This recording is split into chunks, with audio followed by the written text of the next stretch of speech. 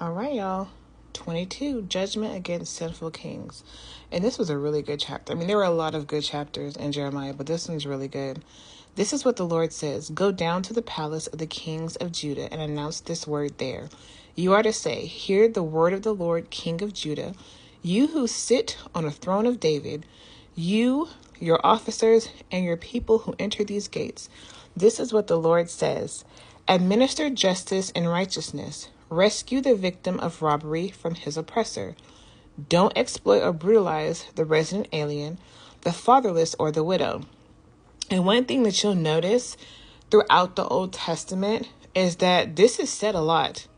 To take care of the resident alien, the fatherless children, or the widows, and the widows. You are to take care of those three people. And even, I believe it's said in the New Testament too, that you are to take care of these three types of people. Don't shed innocent blood in this place. For if you conscientiously carry out his word, then kings sitting on David's throne will enter through the gates of this palace, riding the chariots and horses, they, their officers, and their people. But if you do not obey these words, then I swear by myself, because there's no one above him to swear by, and no one else but him. This is the Lord's declaration, that this house will become a ruin.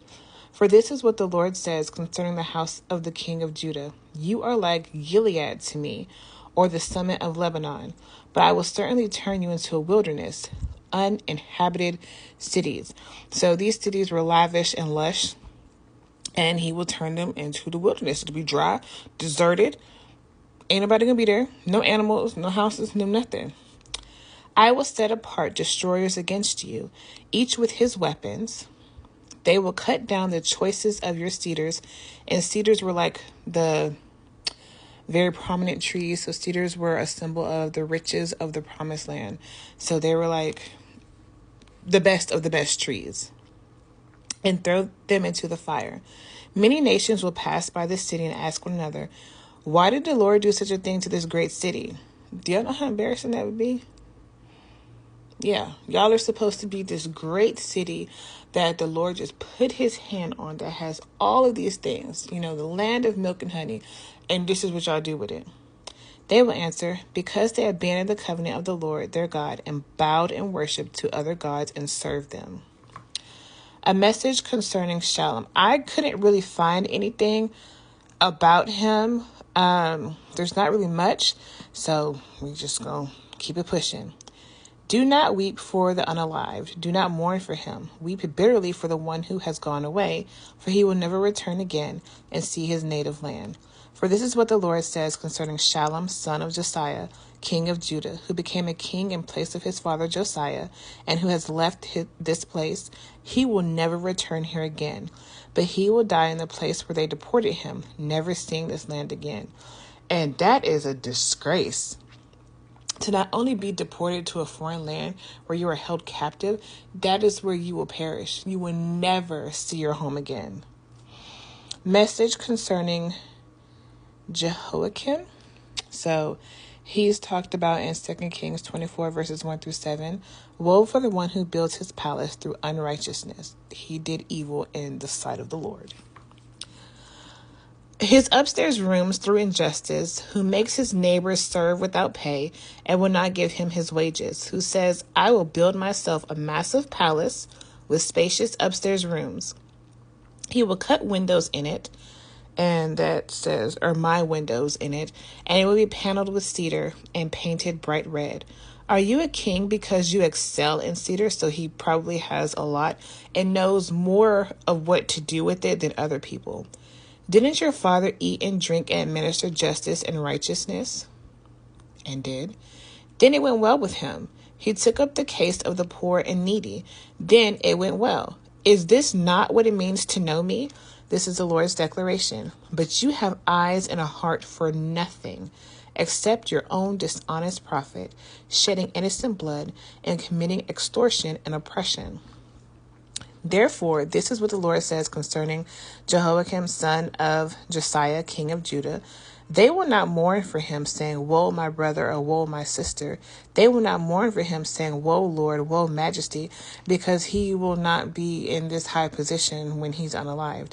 He will be buried like a donkey, dragged off and thrown outside Jerusalem's gates. And I want to laugh, but this caught me off guard. Because sometimes I'll be reading and then I come to something like this and it's like, I want to laugh, but it's just like, I'm so in shock, you know? But yeah, he's supposed to be king, but he will be treated like a donkey. And donkeys represent stubbornness. Go up to Lebanon and cry out. Raise your voice in Bashan. Cry out from Abarim, for all your lovers, and that means friends or allies, have been crushed. I spoke to you when you were secure. You said, I will not listen. This has been your way since youth. Indeed, you have never listened to me. So when they were secure is when they could not be defeated. Like there was protection around them. But then they decided, no, I'm not going to listen. You know, I have all of this. I don't need God anymore. The wind will take charge of all. And this is shepherd. So take charge of all your shepherds. They will become like the shepherd. And your lovers will go into captivity. Then you will be ashamed and humiliated because of all your evil. So it says, like when people say blown in the wind or gone in the wind, you know, whichever way the wind blows, like things like that. So in every which direction.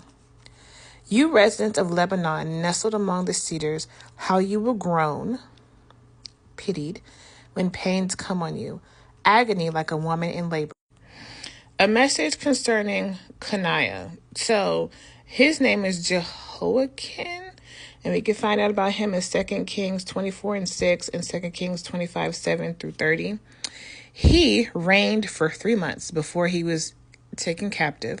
He was 18 when he came to the throne, so he was young. Coniah followed in his father's footsteps.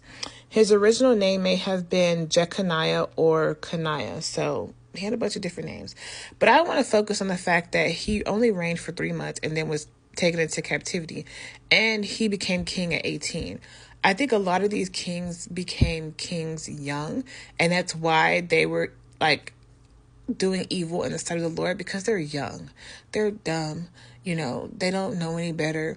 They want to do what all the people are doing. They're easily influenced. Yes, at 18, they are still children. Yes, they may be legal adults in some instances, but they're still children. A message concerning Coniah. As I live, this is the Lord's declaration. Though you, Coniah, son of Jehoiakim, the king of Judah, were a signet ring on my right hand, I would tear you from it. In fact, I will hand you over to those you dread, who intend to take your life, to Nebuchadnezzar, king of Babylon, and the Chaldeans, the Babylonians. I will hurl you and your mother. And I had to write about his mother because I'm like, what'd she do? Who gave birth to you into another land where neither of you will be born, where neither of you were born, and there you will both be unalived. I want y'all to remember this for when we get to, I think, chapter 23 or 24. I want y'all to remember this. They will never return to the land they belong to. So the prominence of the account of his reign of his mother, Nehushta, suggests that she may have wielded considerable influence during the time that he was in office. Well, it's just that he was in office. Is this man, Coniah, a despised, shattered pot, a jar no one wants? Why are he and his descendants hurled out and cast into a land they have not known? Earth, earth, earth, hear the word of the Lord. This is what the Lord says. Record this man as childless, a man who will not be successful in his lifetime. None of his descendants will succeed in sitting on the throne of David or ruling again in Judah.